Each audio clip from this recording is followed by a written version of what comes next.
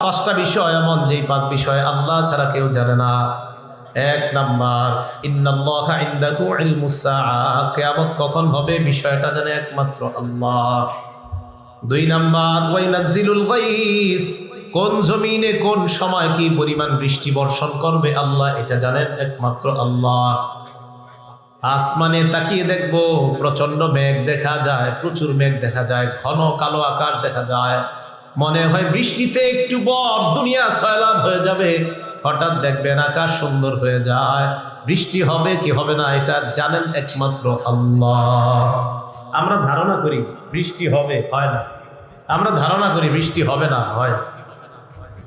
তাহলে বৃষ্টি কি পরিমাণ কখন হবে এটা কে জানে? তিন নাম্বার, ওয়া ইয়ালামু মা ফিল আরহাম, বাচ্চার একটা আকৃতি পেটে, মায়ের পেটে আসার আগে ছেলে হবে না মেয়ে হবে জানে একমাত্র আল্লাহ। আকৃতি আসা